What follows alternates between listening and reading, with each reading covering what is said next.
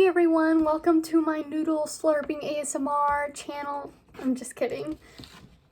We are here to talk about the uncomfortable, and I'm making this video as a general thing for anyone to access on more information regarding the Israel-Hamas war, which I use the word war very lightly because if it was a war, that would imply that there are two sides that have weapons. And only one side does in this instance. But before we get into what is currently happening, I would like to provide a little more historical context and how it relates to what is happening today. So after the Holocaust, Palestine, which is now Israel, but back then it was still Palestine, welcomed Jews in after millions of them had been displaced. And long story short, the Jews were like, oh, this is the promised Holy Land. Because I don't know for the Bible for sure, but I know the Quran at least, like, Palestine is very holy land. And I don't know the full details, but in essence, the Jews established a state that became Israel with international support from Western countries and the UN, I believe. And ever since then, they have basically been militarily, I don't know if that's a word, occupying Palestine.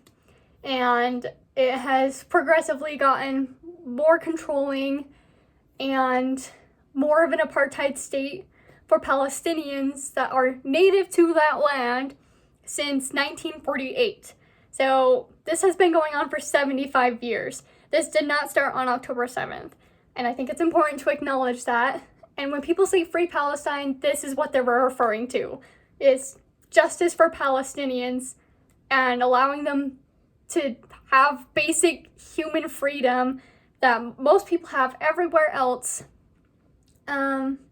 In Palestine, and not Israel, Palestine. Israel is a apartheid Zionist military occupation in Palestine.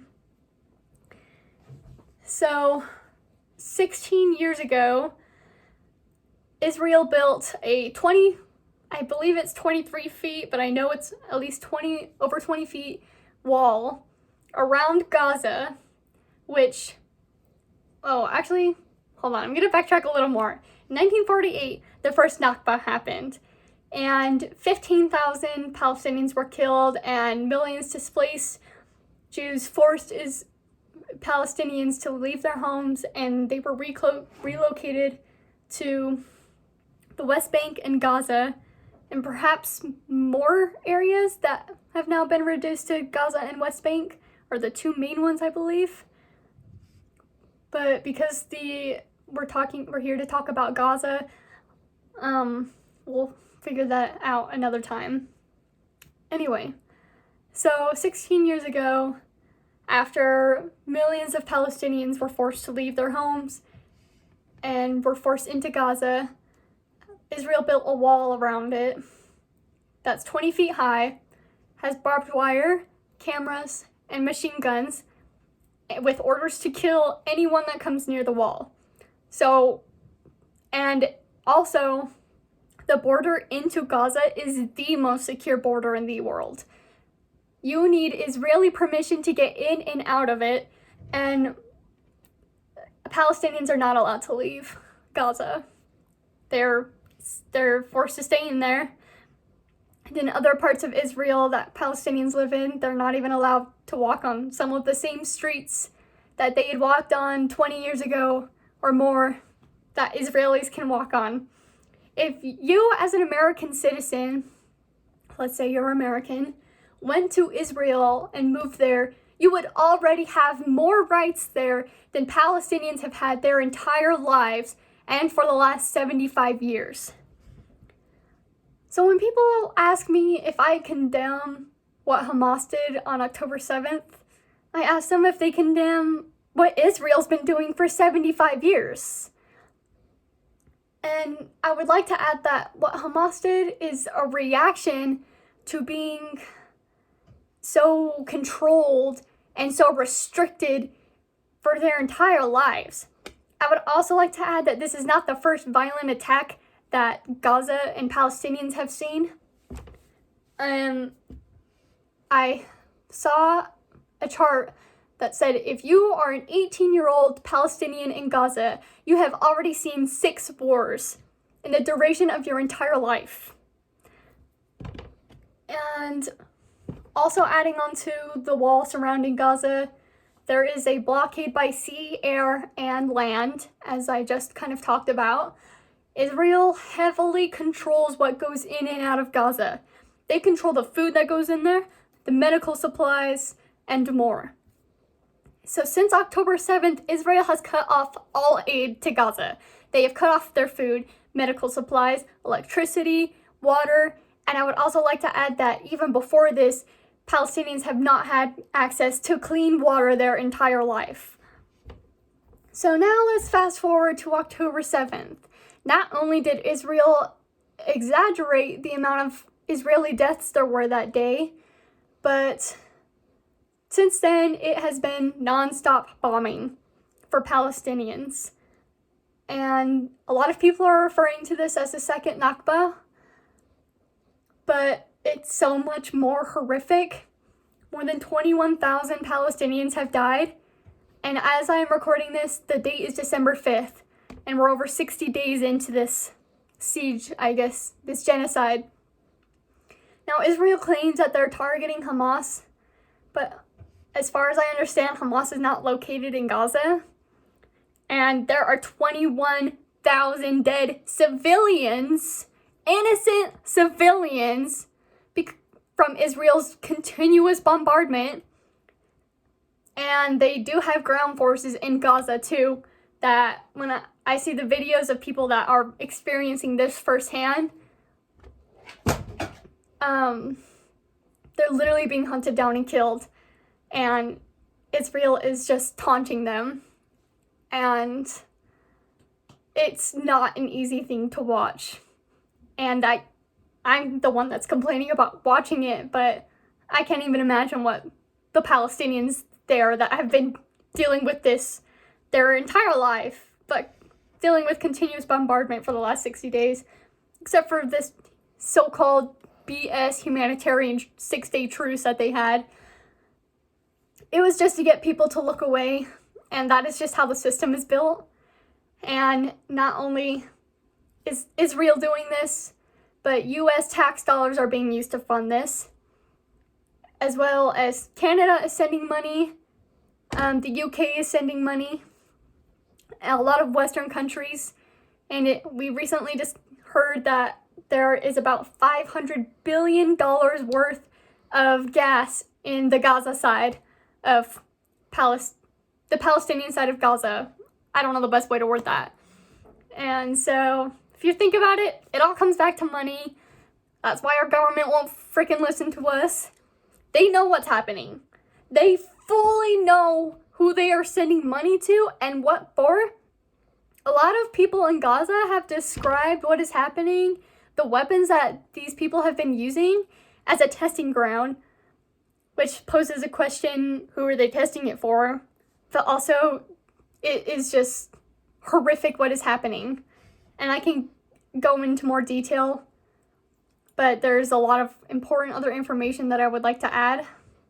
Israel has been using lots of propaganda and been using the media and money and lobbying to convince Western countries to look away, that they're just defending themselves against Hamas. This is not self-defense. I don't know if I already said this, but more people have died, more Palestinian civilians have died since October 7th than in the entire Russia-Ukraine war and civilian deaths. Twice as much. That Russia-Ukraine conflict started in February 2022, if I remember correctly. And it's kind of heartbreaking to see how little support there is for Palestine. I think that some of it is that people are just racist assholes, but there's also so much censorship in the media right now. And I really hate when people refer to this as the Israel-Hamas War, because like I said, if this was a war, both sides would have weapons. Palestinians have nothing. They have each other, and watching the community that they have has been heartwarming. And not that I would ever want anyone to experience anything like this, but in times like these, to maintain our sanity, we have to see the positive things in it. And like I said, I know it's a horrific situation, and I wish it wasn't in this situation that I had to see all of this. But these Palestinians, they know their neighbors so well. Apparently one of the first questions that they ask when coming to a site that's been bombed is, I don't remember the correct word, but I think it's darmeen. Darmeen. It means whose house? Whose family? And someone has the answer to that. They all know each other so well. They're so tight-knit. There's been so many beautiful acts of resistance since October 7th. People getting married and celebrating, and activities for children, and groups coming together to sing that they'll not bend over for Israel. These people are willing to die for their land and not flee it because Zionists want it. Another thing I'd like to acknowledge is that a lot of people are saying that if you criticize Israel, you hate Jews. That's so not true. Israel is a Zionist regime, like military regime. It is not a religion. Judaism is a religion. We are not here to condemn Judaism. We are here to condemn Zionism and their crimes against humanity. And they have straight up been committing war crimes in Gaza since October 7th. They have been using white phosphorus, which is internationally banned. And I can't believe that nothing has been done. But like I said, I think it just all comes down to money. And I think it's important to break our silence and to bear witness to what is happening, because Israel wants us to look away. They want people to look away so they can continue bombing and killing and committing these horrific acts in silence with no criticism. And that's how much power we have if we come together to end our silence and demand a ceasefire. And I would like to also add, and I meant to say this in the beginning of my video, that if you have been following my Instagram stories along, thank you, number one, for just even taking the time to look at it. And B, these last few weeks I have been coming from a place of judgment and criticality, and that does not make me any better than what Israel is doing. So I would like to apologize to everyone. I am here today to have a conversation with people about what's happening and not talk to them, just talk with them. And I told my therapist in my session today, I am really, emotional about what's happening.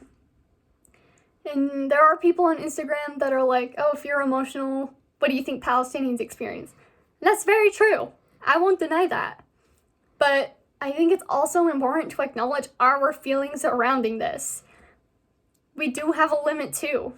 And I know that's very privileged to say, and I acknowledge that, but I cannot help people if I cannot take care of myself, and that goes for anybody. So if someone is criticizing you for, paying attention to your feelings and not paying attention to Gaza, or oh, you can't, you're too busy with your feelings, you can't empathize with Gaza, don't listen to them. It is important to take care of yourself too. And then come back when you have kind of restructured yourself and given yourself time to process and to go about your priorities in your everyday life. And unfortunately, that's just how the system is built. And that's what Israel wants us to do, is to look away and not look at all. But there are times when we have to take a moment for ourselves before we can bat an eye towards what's happening. It's really important to spread awareness because, like I said, there's so much censorship and misleading information. This is not an Israel-Hamas war. This is a Palestinian genocide. And it's targeting children. Israel has killed more journalists, I believe 76, since October 7th. So journalists are being targeted. Nurses and doctors are being targeted. Anyone that's sharing information on this. They want us to be silent. They don't want the people to know what is happening. And that's why it's so important to use our voice, to be the voice that Gaza needs right now. And, it's... In the past, I've always wanted to just run away from the U.S. and its problems and just go mind my own business and have nothing to do with how corrupt our government is. But the Palestinians have taught me that we need to fight for our homes.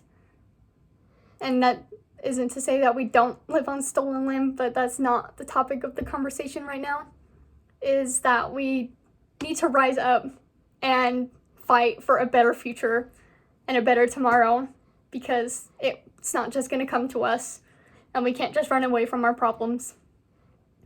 The Palestinians have been so resilient, and I think a lot of it is also their religion. I'm interested in getting a copy of the Quran and studying more. There's a lot of karmic death happening right now, and like I said, I wish it wouldn't come to this.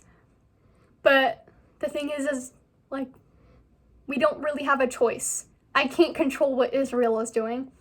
I can only amplify my voice and my privilege to try and spread awareness and to become united.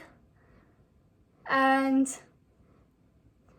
then we are more powerful.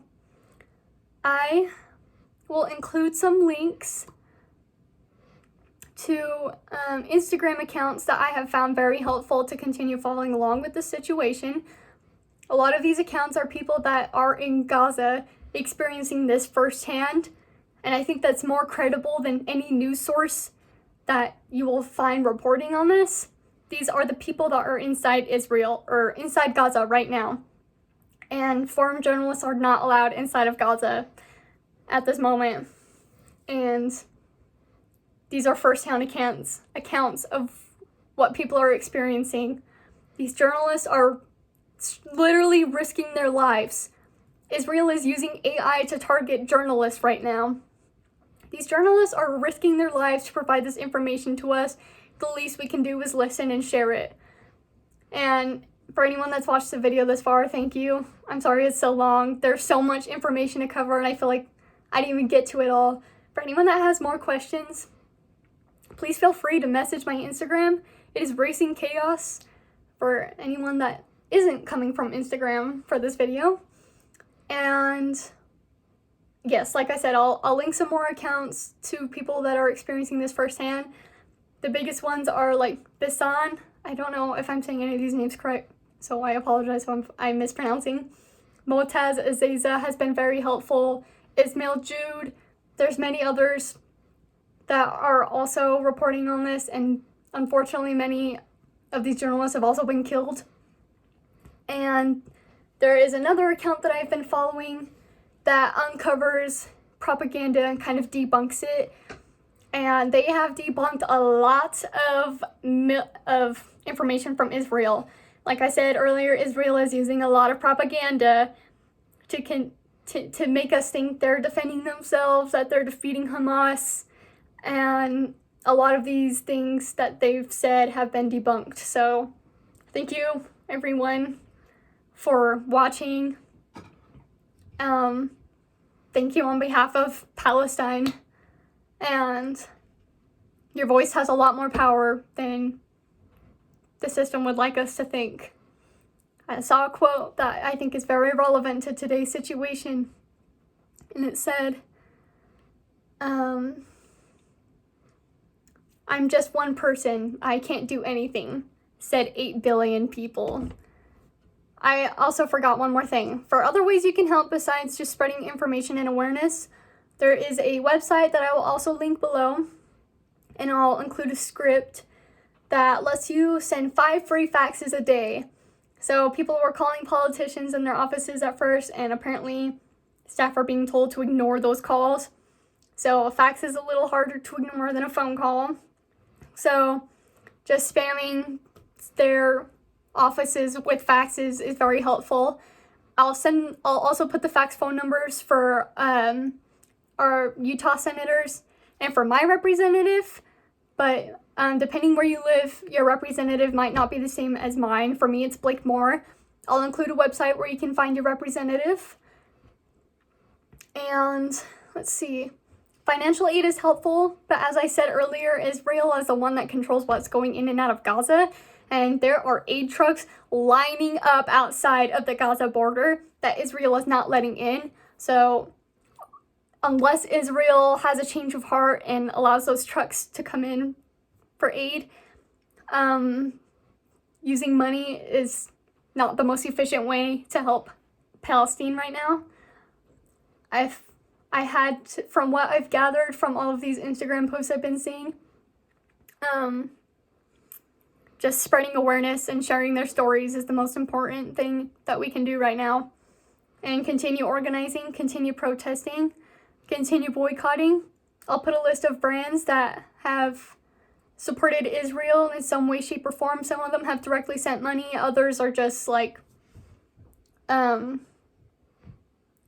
complacent, I guess. Like people are saying McDonald's sent money. McDonald's gave the Israeli army like free meals or something, and I know that's like an independent franchise owner, but the company itself has not said anything or done anything to support Palestine. And if you are silent, you are complacent. That goes for companies and people and everyone. So, and unfortunately, that's just how the system is. So, and then also one more thing I wanted to add that I forgot is that if you follow these Instagram accounts, they do contain very graphic content. So, I think it's important to really empathize and understand what's happening in Gaza. But I would say that if you feel like this graphic content might kind of, I don't want to say trigger you, but yes, trigger you, or just might be hard for you to see, just know that these accounts are not for the faint of heart. But yeah, thank you for watching. I hope this video uploads to YouTube, and I'm not gonna really edit it. I'm just gonna fucking post it like this with all those links. I'll figure it out. Okay, bye!